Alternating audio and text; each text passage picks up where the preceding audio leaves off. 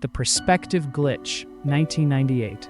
In September 1998, a small European development studio called Vora Games abruptly went bankrupt.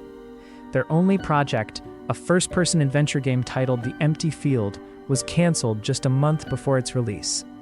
The few physical review copies sent to the press were recalled and reportedly destroyed. The legend follows a collector named Elias, who in 2014 managed to find a working prototype at a flea market in Lyon.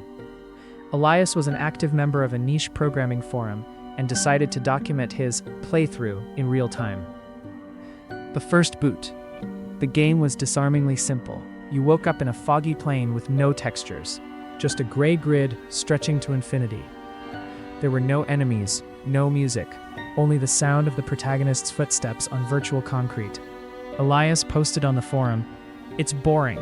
I've been walking for 20 minutes and nothing happens. But there's one weird thing. The step counter in the bottom right isn't showing numbers. It's showing geographic coordinates." The anomaly. After 2 hours of walking in a straight line, Elias noticed that the game's sky, a flat static blue, was beginning to darken. It wasn't a program's day-night cycle. It looked as if the pixels were rotting.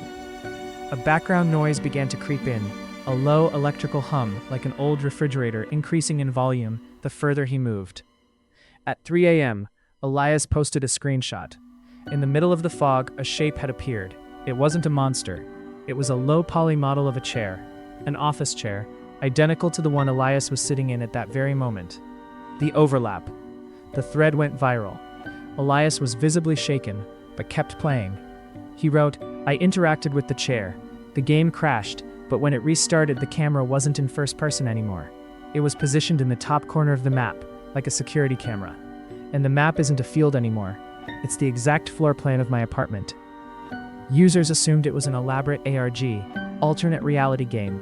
They told him the game was reading his PC's temporary files, or that it was a prank by the original developers. But Elias stopped joking. His final post, sent at 4:12 a.m., contained only a short video filmed with his phone, pointed at the monitor. In the video, you see the character in the game, a faceless humanoid model, standing still in the center of the virtual room, which perfectly mirrored Elias's bedroom. Suddenly, in the game, the virtual door opens slowly. Elias, in the video, turns his head toward his real door behind him. It's closed, but on the screen, in the game, a dark figure enters the virtual room and stands directly behind the character. Elias screams, the phone drops, and the camera tilts toward the ceiling. Before the video cuts out, you hear a distinct sound. The aftermath. The next morning, the thread was deleted. Elias's account was scrubbed. A user who lived in the same city claimed to have checked the address Elias had provided months earlier for a game swap. He found the apartment empty. There were no signs of a struggle, just the computer still running. On the screen, the game was still active. There was no fog, no room, just a single string of text scrolling infinitely, hogging the RAM until the processor melted. Data recovered, subject compressed, viewport closed. Since then, they say that if you ever find a file named efprototype.exe on an old hard drive, you should never walk in a straight line for more than 10 minutes. The game isn't trying to load a map. It's trying to figure out where you're sitting to make room in the database.